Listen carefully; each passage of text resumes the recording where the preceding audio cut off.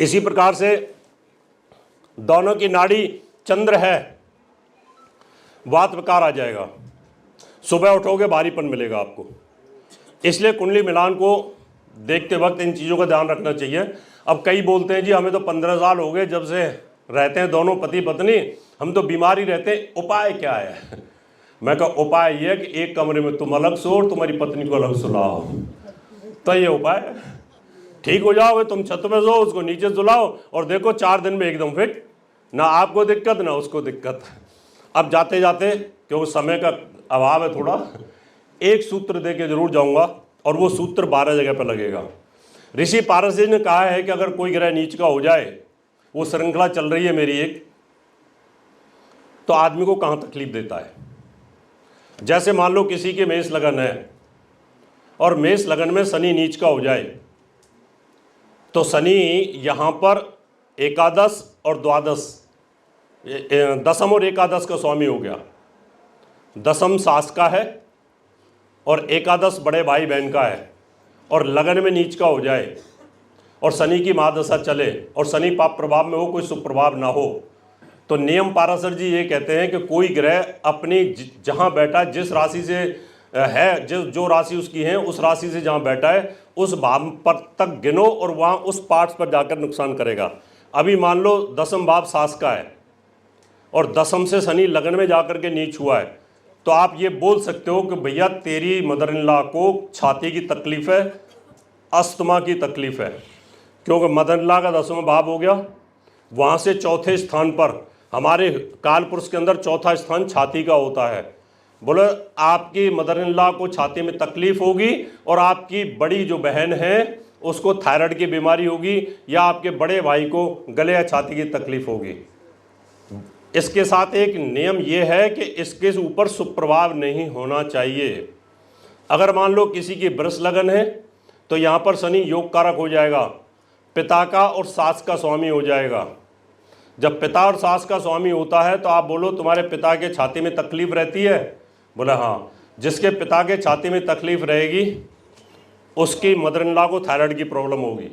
तो लोग हैरान होते हैं, पंडित जी आप एक चीज़ बताइए, आप कैसे बता देते हैं? आपने तो ना मेरी मदर इन लॉ को देखा और ना मेरे पिता को देखा, आपने ये कैसे बता दिया मेरे पिता को गले छाती की तकलीफ है और मेरी मदर इन लॉ को थायराइड है? ये ज्योतिष है, चमत्कार नहीं है, ये विज्ञान है। अगर आपको ये सूत्र याद रहते हैं तो आप ऐसे ही बताओगे। अगर मान लो मिथुन लगन है तो अष्टम का और नवम भाव का स्वामी शनि हो जाता है। अष्टम भाव आपका बड़े मामा फूफा का हो जाता है, क्योंकि दूसरा भाव जो होता है बड़े मामा बड़ी मौसी का होता है, उनके हस्बैंड वाइफ का हो जाता है। उनको पूछो आप कि भाई आपकी बड़ी मौसी या बड़े मौसा जी को किसी को छाती में तकलीफ है और आपके पिता को कहीं गले की तकलीफ है, गले का कैंसर हुआ है? बोला हाँ मेरे पिता को गले का कैंसर हुआ था। अगर वही कर्क लगन है, कर्क लगन में पत्नी स्थान का अष्टम का स्वामी हो जाता है। आप पूछो आपकी पत्नी को छाती में तकलीफ रहती है, कोई अस्थमैटिक प्रॉब्लम तो नहीं है? बोले वेरी ट्रू। जब ज्योतिषी इन बातों को बताता है तो उस ज्योतिषी के एक तो कस्टमर पक्के हो जाते हैं कि वो तो कुंडली खोलते ही बता देता है जी ये तकलीफ है, तुरंत एक तो कस्टमर पक्के हो जाते हैं। और फिर लोग बोलते हैं वो ज्योतिषी चमत्कारी है, वो तो कुंडली खोलते ही बोलता है अरे तुम्हारी पत्नी जो है उसको छाती में तकलीफ है। वो बोलेगा मेरी तो अभी शादी नहीं हुई। ले होगी तो तेरी पत्नी को छाती की तकलीफ ही आएगी, देख लेना। और जब उसकी शादी होती है तो अस्थमा की प्रॉब्लम, और वो अस्थमा की दवाइयाँ खा रही होती है और उसको वही प्रॉब्लम आती है। फिर आके मिठाई का डब्बा लाता है, पंडित जी आपने जो कहा था वही, अब उपाय बता दो, उपाय कैसे ठीक किया जाए। सिंह लगन हो, सिंह लगन में शनि मार्केस होता है। सिंह लगन में शनि मार्केस है, शनि की 7.5 जिसकी चलेगी इस शनि की 7.5 में, और शनि नीच का हुआ तो परिवार में मृत्यु निश्चित है। अब वो छोटे मामा मौसी की भी हो सकती है और पत्नी की भी हो सकती है।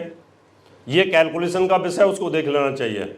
अब सिंह लगन में शनि नीच का हो जाए तो आप बोल दो भाई तेरे पिता को सिर में दर्द रहता है, तेरी वाइफ को गले में तकलीफ है और तेरे मामा और मौसी को छाती में तकलीफ है। अब तीनों का कोई संबंध तो नहीं है, पिता अलग पत्नी अलग, पत्नी किसी और खानदान की, पिता किसी और खानदान का, और जाकर के और मामा मौसी कहीं और जाकर के हैं।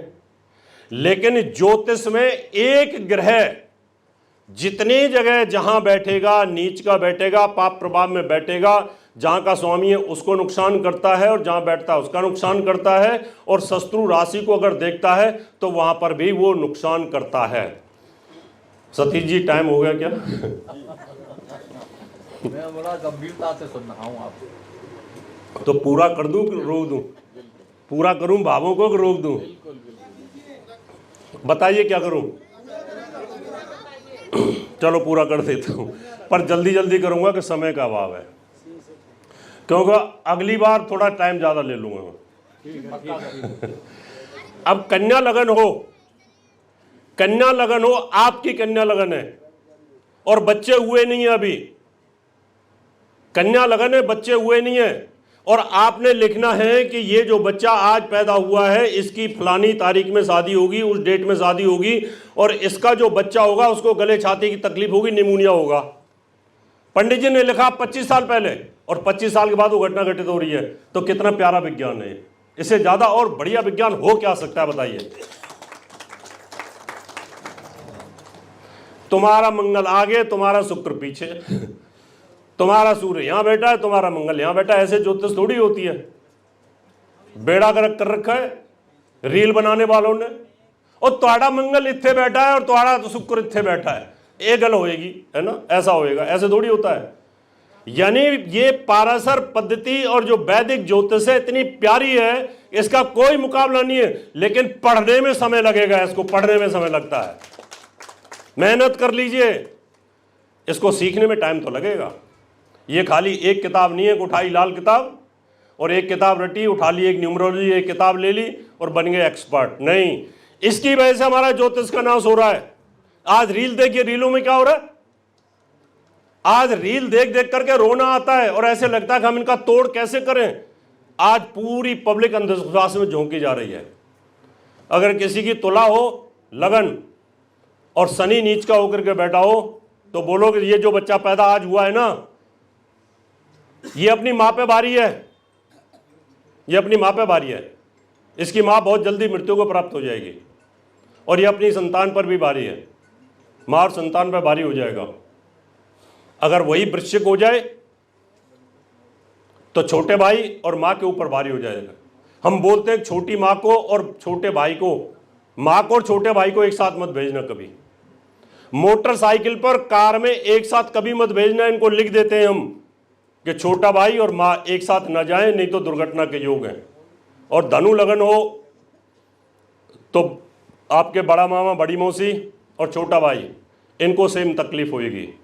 मकर लगन हो खुद को, मकर लगन हो खुद को छाती में तकलीफ, अस्थमा की प्रॉब्लम रहेगी, और परिवार में किसी और को होगी, वो जेनेटिक प्रॉब्लम लेकर के आएगा।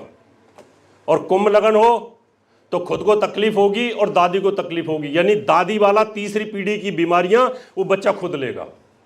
जो दादी को बीमारी होगी वो बच्चा खुद ले लेगा, और हम लिखेंगे कि जो दादी को बीमारी हुई है वही बीमारी इस बच्चे को होंगी। और अगर मीन लगन हो तो यहां पर बड़ा भाई हो गया और साथ में दादी हो गई, इन दोनों को सेम तकलीफ आ जाएंगी। ये एक नियम बताया है, 12 जगह पे लगाए। अगर आपका शनि नीच का है तो लगा करके देख लेना, आपको वही तकलीफें मिलेंगी। उपाय के तौर पर एक काम करना है, जहां शनि नीच हो, मेष राशि में नीच होगा, मेष राशि के स्वामी मंगल, मंगल को पावर दे दीजिएगा, मूंगा पहन लीजिएगा, लाल वस्त्र पहनिएगा, काले वस्त्रों का दान करते रहिए, काली चीजों को हटाइए, पीपल के पेड़ के नीचे आप जाकर के दीपक जलाइए। जितना काली चीजों का दान करोगे उतना लाभ मिलेगा। जय श्री राम, जय जय श्री राम।